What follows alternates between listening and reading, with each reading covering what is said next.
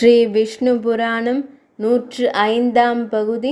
பலராம சுவாமியின் மோகமும் கோபமும்.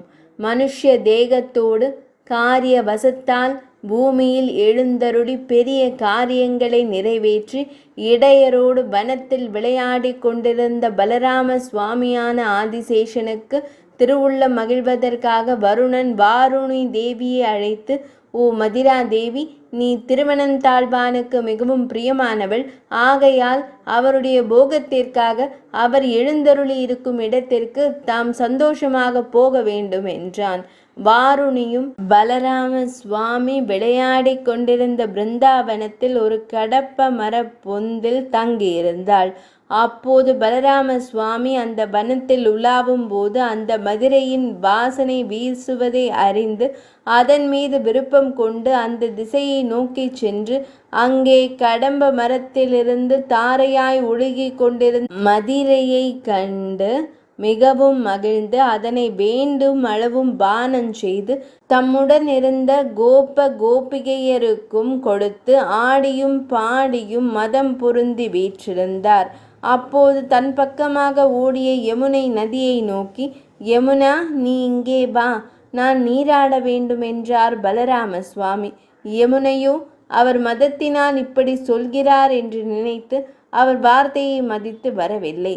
அதனால் கோபம் கொண்ட பலராம சுவாமி தனது ஹலாயுதத்தை எடுத்து அதன் நுனியினால் அந்த நதியை இழுத்து, துஷ்ட நதியே, நான் அழைத்தும் நீ ஏன் வராமல் இருந்தாய்?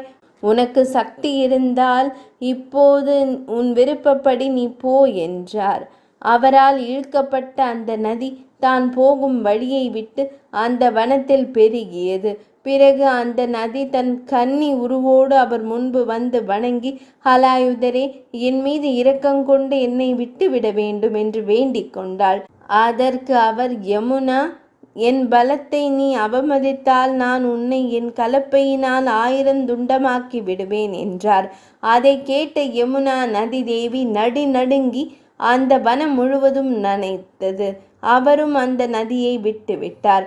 அந்த நதியில் நீராடிய பலராம சுவாமியிடம் ஒரு புதிய காந்தி உண்டாயிற்று. பிறகு அவர் திருமுடியில் தரிக்கத்தக்க தாமரை மலரும் கர்ண குண்டலங்களும் தாமரை மாலையும் நீளமான 2 திருப்பரிவட்டங்களும் வருணனால் அனுப்பப்பட்டு திருமகளால் சமர்ப்பிக்கப்பட்டன. அவற்றை அணிந்த பலராம சுவாமி மிகவும் பிரகாசமாய் இடைச்சேரியில் கிரீடித்து கொண்டிருந்தார். அதன் பின்னர் 2 மாதங்களுக்கு அப்பால் பலராம சுவாமி துவாரகை சென்று ரைவத மன்னனுடைய மகளான ரேவதி என்ற பெண்ணை திருமணம் செய்து நிசிதன், உல்முகன் என்ற 2 பிள்ளைகளுக்கு தந்தையானார். 105ஆம் பகுதி நிறைவடைந்தது.